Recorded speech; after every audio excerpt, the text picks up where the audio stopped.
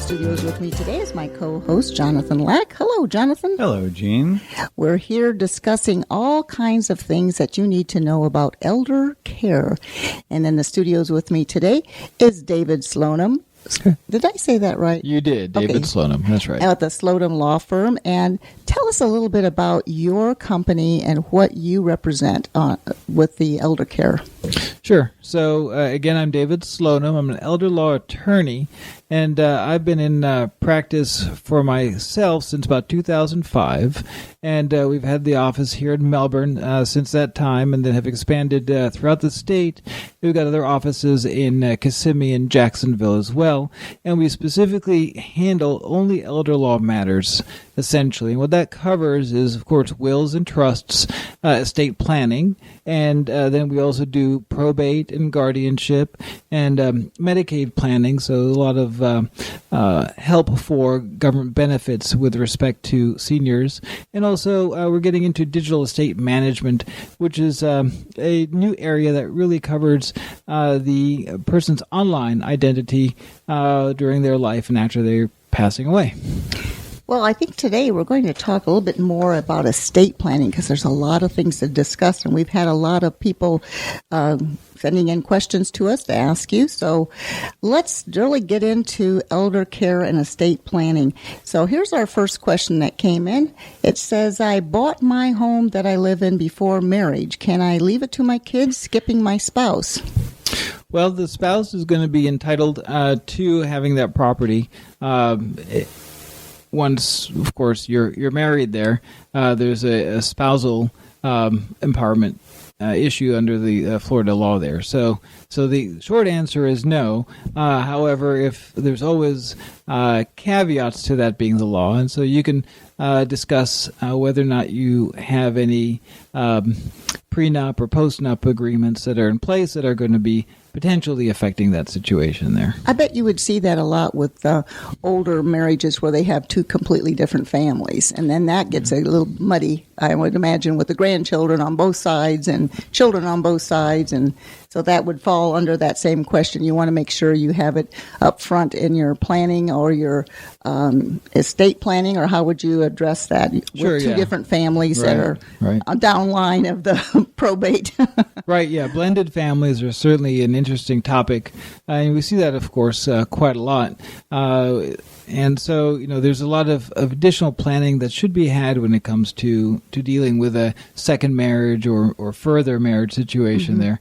When there's, different kids and different priorities of the parents or the couple is going to have, then we want to make sure that we address all of these things. And, what they may want is not necessarily what is going to happen according to the law. So they have to understand what their wants are and what's going to actually be their process throughout the statutes and whatnot. That's why they need to see you before they start setting these things up, because they might think I've got it all covered because I went online and I did my will for $49. Right. In reality, right. We love those. Yeah. They might not have a clue what's really going to happen. While we're talking about that, why don't you give out your website, phone number, any information that they can, so people can get a hold of you and maybe set up a consultation. Sure. Again, the firm is the Slonim Law Firm, and you can go to slonimlaw.com online, and the phone number is 321-757-5701, and that's the phone number for the Melbourne location, and they can go to the website to find the other locations and the phone numbers. And spell your last name. Sure. It's SLONIM, and that's, again, SLONIM, LAW.com, right? Great. You have a question? Yeah, well, Jonathan? I actually wanted to continue with the skipping the marriage or skipping the spouse situation. I've had many circumstances where, as you call them, blended families, a second marriage, and there might be differing children, and so the spouses come to me to do separate wills, wherein they each to the other, but then remainder to their respective children. Right. Is that a situation that can be accomplished with a will? Yeah, I mean, they can to a certain extent, although, again, it just depends as to what their assets are and how they're going to be titling those. So basically, if they've got some property, such as real estate property, that's either local or even in a further state, then, they may want to be looking at a certain revocable trust or other solution there.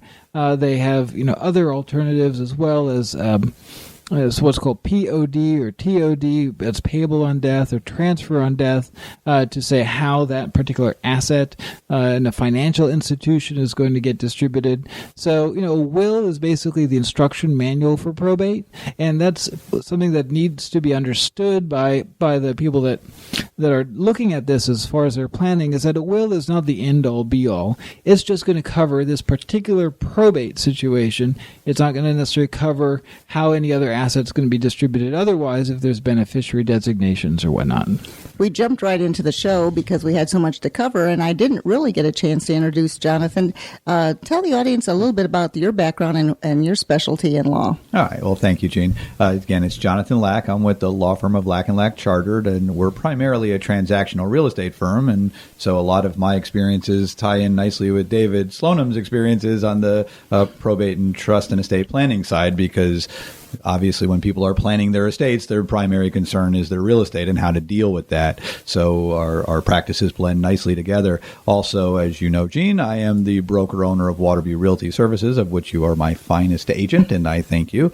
And so we at Lack & Lack and Waterview Realty primarily work with transactional real estate matters.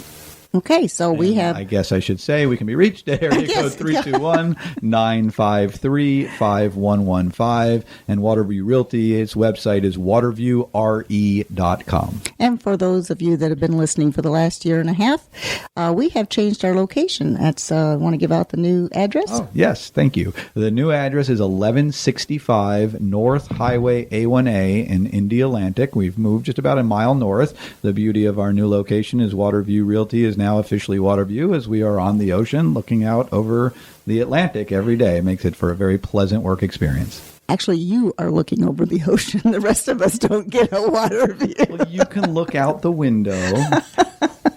But aside from that, we try to make sure that you know all of your professionals in the area. So if you have a question concerning real estate, maybe you're trying to sell your home yourself, or maybe there's a situation where you're behind on your payments. There's all kinds of things that Jonathan can handle for you, because we're going to be talking about that in a future show about the Hardest Hit program and things like that. But today is all about what you need to know, especially in the elder care arena. Did you want to go ahead and ask the question Sure. from Vieira? Yeah, we did have a question from a young woman who was probably not that young, but in any event, she had said that my husband has dementia and the bank won't let me refinance our house. So, David, how do you handle situations where somebody has become legally incompetent? How does one deal with that? Sure. So if a spouse becomes incapacitated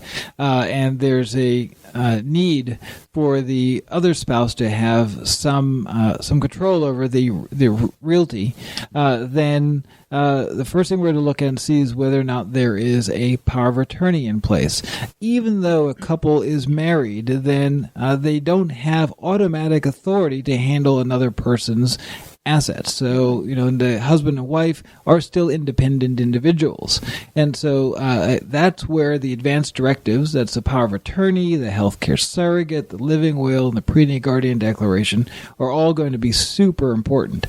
And if we don't have those documents, or if the person is unwilling to accept the control of the person named as the agent, then unfortunately we've got to go to court and get a guardianship situation going, and that's generally not the most pleasant of experiences. So the power of attorney is a great way to be able to have the spouse be able to step up and act as the agent for the other spouse to be able to speak on their behalf to the mortgage company and whatnot. And I think it's important to note that there is a difference between a power of attorney and a durable power of attorney. For those who might choose to look on the internet and look up power of attorney, it's very important that you have a durable power of attorney. The durability means that it survives this incompetence, because a power of attorney is only good for the person if they can sign it themselves. Yeah, and that's a really good point, Jonathan. I mean, the situation that presents itself now in 2017 is that actually back in October 1st, 2011, there was a major change under Florida law for powers of attorney, specifically durable powers of attorney, where there used to be what's called a springing power of attorney, and now the standard power of attorney. And the thing is with these durable powers of attorney is that they're effective now as soon as the maker of the document, are signing that document. So the person that you're naming as your agent can act right away. And while that may be a cause for concern to some people, you really want to make sure that you're naming the people that you trust to act on your behalf like that. David, you're speaking my language exactly. I was a big proponent of the springing power of attorney and was incredibly disappointed when the legislature did away with it. I still don't understand why they would do so, but you bring up the other point I always mention. You need to trust your power of attorney, because that is a person who has the authority to act on your behalf. So don't go naming somebody willy-nilly. Make sure that it is somebody you trust with your financial affairs. Right. So one thing that always comes up when we're talking to anyone, actually, it doesn't have to be seniors, is you always hear them, you hear the television, you hear the professionals all say you must have a will, and a lot of people still don't have a will. And I think they get confused between what is the difference between a trust and a will, and what's the benefit of one or the other.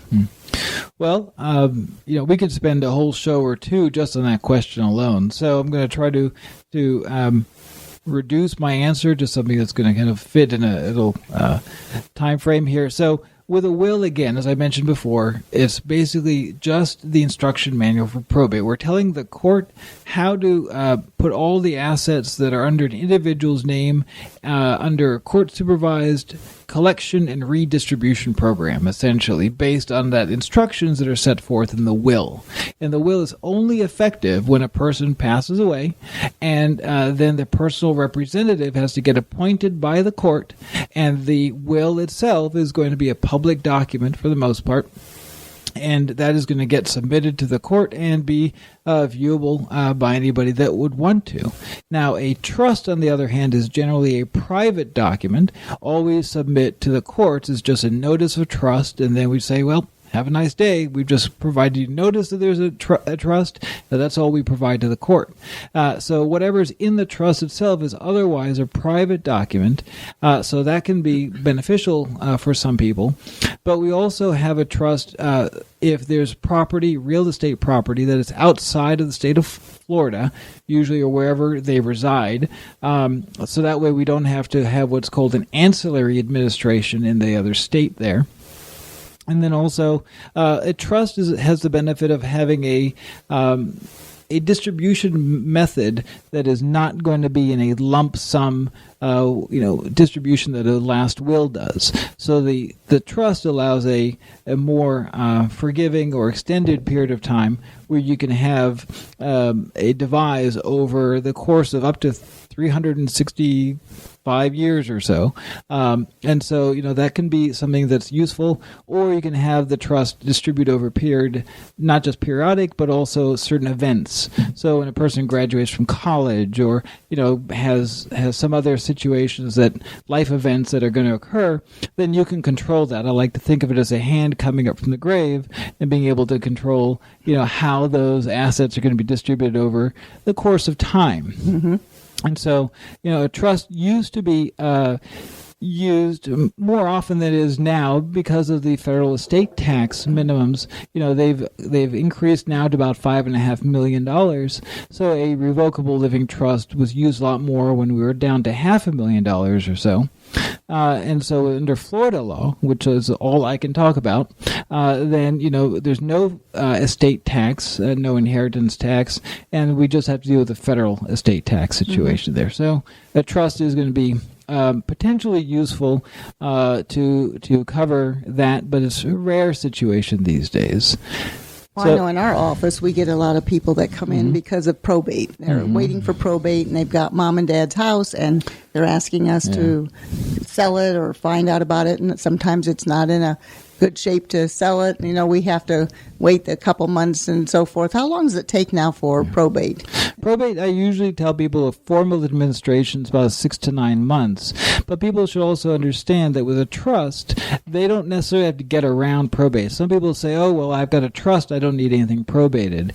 And I always recommend a probate even if they have a revocable trust, because only with a formal administration, or probate administration in general, can you actually minimize the time the creditors have to file a claim against the estate.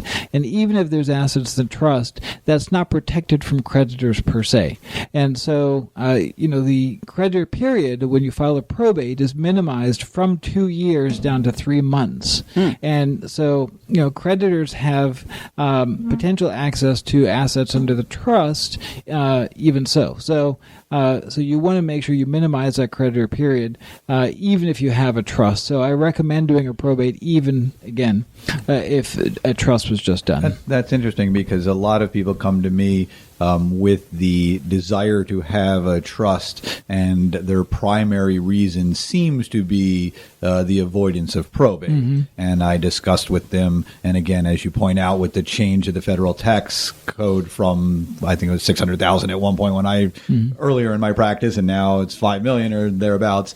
As you say, that eliminates some of the taxable benefits, but the probate avoidance of a trust sounds like you don't even consider that to be a value of the trust, because you're recommending probate in any event. I do. I recommend even what I call a dry probate or an empty probate. Basically, we're probating almost nothing, just $500 worth of personal assets, just so we can go dispose of the creditors in and have the creditor claims minimized. Yeah, because we don't want the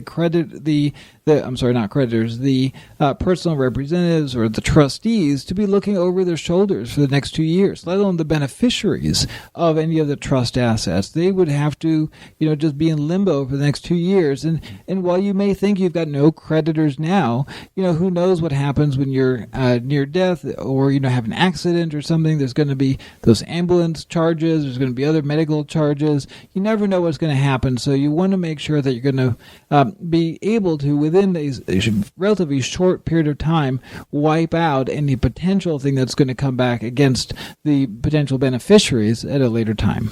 Well, obviously, there's a lot to understand and a lot to know, and you've been listening to Jonathan Lack with Lack & Lack Chartered, as also David Slonim with the Slonim Law Firm, and we're discussing real estate and with the elder care, and also Slonim Law Firm is specializing in elder care, and we're talking about probates and wills, and a hand coming up from the grave that made an image, I'll tell you.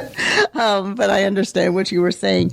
One of the other questions, and it's kind of on the same topics that we've been talking about, there's a question here, why did all of my mother's bank accounts go to my sister when the last will says everything's equal? Sure.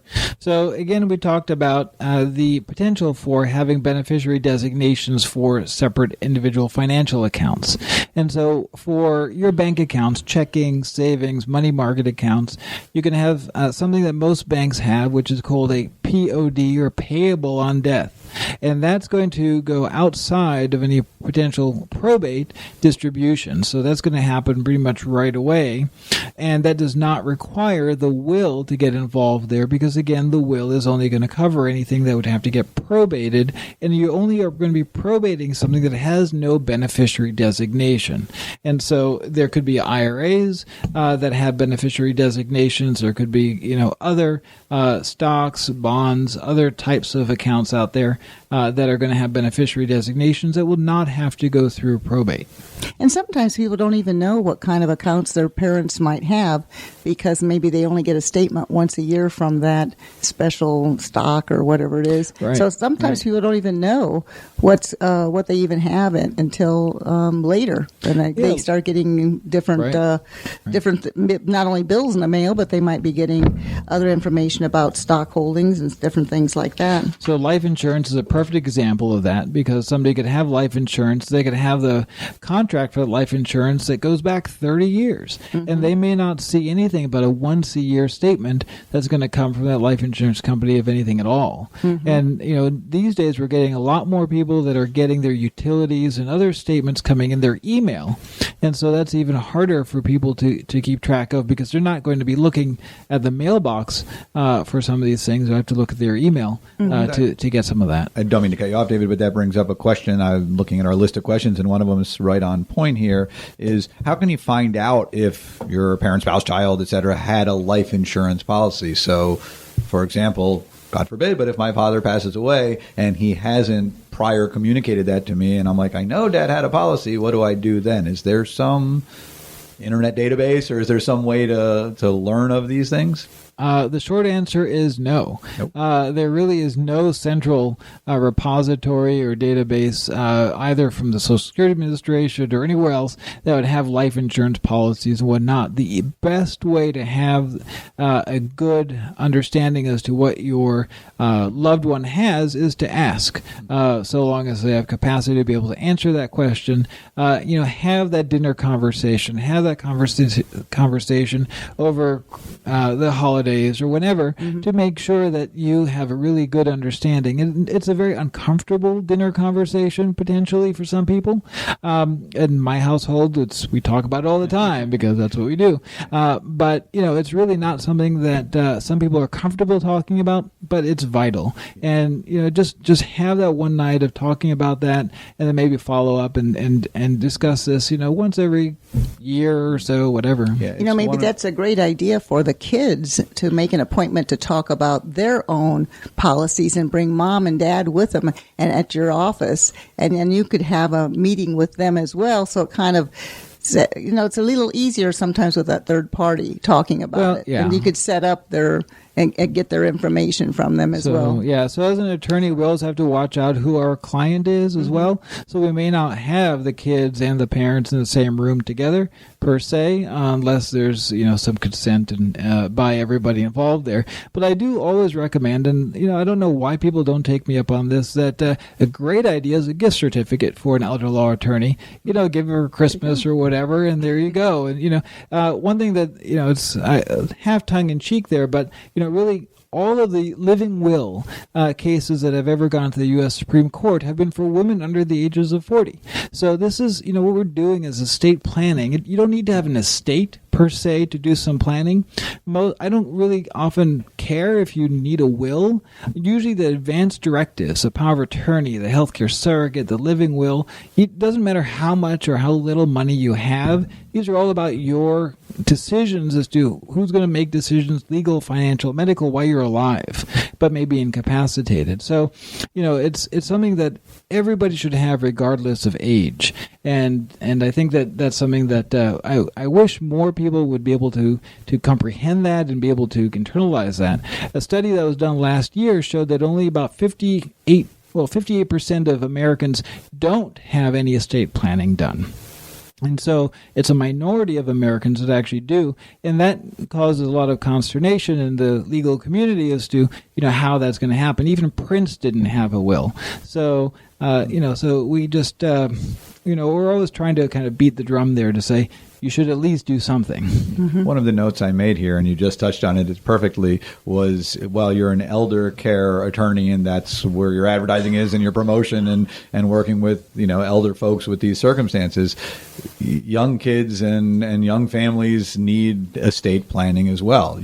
A will is not, okay, I'm getting up there in years, I better do a will. A will can be something you do as soon as you're 18 years old and you're have anything. It's not a matter of assets, as you say. It's a matter of directive. Here's what I want to happen should anything bad happen to me. Absolutely. Right. And so even though we talk elder law, for those of you who are listening who don't consider yourselves elder, whether you are or not, it's all in state of mind. It is important that you be thinking about this and reach out to David Slonim at the Slonim Law Firm to get a consultation. Well, I know Dave Ramsey, that is a financial advisor on radio and other online services as well. He always advises even young people to get trust and so forth, because you have to decide who's going to take care of your children. Mm-hmm. And you've got to lay that all out, or there's no one that's going to step up, especially if it's not written down. Do you find that as well, that some of the younger people come in and they want to lay out all their, not only their assets, but exactly who's going to take care of their children, how the house is going to be divided up, examples of that. Right. So I normally recommend that people come in to do some document planning every 4 to 5 years if they've done the documents, or anytime there's a life event. And I consider kids or marriage or divorce a life event there. And so, anytime you have one of these life events, it's useful at that juncture to be able to talk to a person like myself, to be able to give that guidance as to who's going to make decisions for you if you're incapacitated, or for your kids. And we do have in our last wills a pre-need guardian section for the kids, so that way if something were to happen to you or your spouse, then you've already named who you would want to have as your kid's guardian should that need arise. Mm-hmm. Well, we don't have a lot of time left, and one of the areas you had mentioned on that fascinates me, a little brief history. My background is in mathematics, computer science, but that dates back to the mid-'80s. And at one point, I thought I would be a pioneer in the area of computer law, but then I ended up in real estate, and that's how the story goes. However, you're now covering an area of computer law that wouldn't have existed even when I was contemplating it, which is this digital estate management. Mm-hmm. What can you tell us about that? What are some of the issues? I know it has to do with things like Facebook accounts and things of that nature, but can you expand on that? Yes, I can. And let me give you a bit of a background. A couple of years ago, a set of clients came to me, as a couple sisters, and their brother passed away, and they needed access to their brother's laptop. And so, they didn't have the password for that, so we had to help get that so they can get into his QuickBooks account or Quicken, and then to get information there. And so that kind of led to the idea that this was important. And last year, Florida codified something called the Revised Uniform Fiduciary Digital Assets Act. You say that again fast. RUFADA for short. And so that's something that that's set up nationwide, and every state has to then ratify that. So Florida ratified it under Chapter 740 of the Florida statutes. And so basically that covers digital assets. So just like your financial assets, now your digital assets, your Facebook account, your email, your other stuff has to get put into your will, your power of attorney, your trust, even guardianship stuff, as to who has authority to access that. Because when you pass away, as I mentioned before, somebody may need to access your email or close down your Facebook account, because these things are active even while you pass away. Mm-hmm. So we help clients by having a separate service that allows us to have beneficiary designations for these things. And so your PayPal, Bitcoin, or other online financial situations also don't have beneficiary designations like a bank would. So these are things that people do not think about. I get a lot of wide-eyed looks when I talk about this, because it's something that kind of blows people's minds there. Exactly. Well, before we only have about a minute left, give out your information again on how people can contact you. Certainly. Again, the firm is the Slonim Law Firm. I'm David Slonim, and the web address is slonimlaw.com, SLONIMLAW.com, and the phone number for the Melbourne office, 321-757-5701. And Jonathan, go ahead and let's give out the information that you have. All right. Well, Lack & Lack Charter, which is a real estate firm, not an elder law firm such as David, is at area code 321-953-5115. and can be found on the web at lacklaw.com. So I guess we attorneys like to do it that way. It's LACKLAW.com. And also Waterview Realty Services, which is our primary practice of doing residential real estate, can be reached at waterviewre.com, as in Waterview Real Estate, waterviewre.com. There's so much information out there that you just don't know who to contact. So we've brought in the professionals for you today. We're very happy to have had you here, Mr. Slodum, and we appreciate it. And we'd like you to come back next week if you can, because you have some other things that you'd like to discuss. Can you make it next week? Absolutely. Thanks, Okay, Jean. great. We're going to have Slodum Law Firm on discussing some of the other benefits that he has. If you have any questions for us or you would like to get more information, go to our website at www.yourhometownsolutions.com. I'm your host, Jean Newell, and we appreciate you listening in today. And thanks, gentlemen, for joining me. And stay tuned next week for more information on elder care and Medicare, and we're going to maybe be comparing Obamacare with Trump care. If there's such a thing. Thanks, everyone. Bye-bye for now.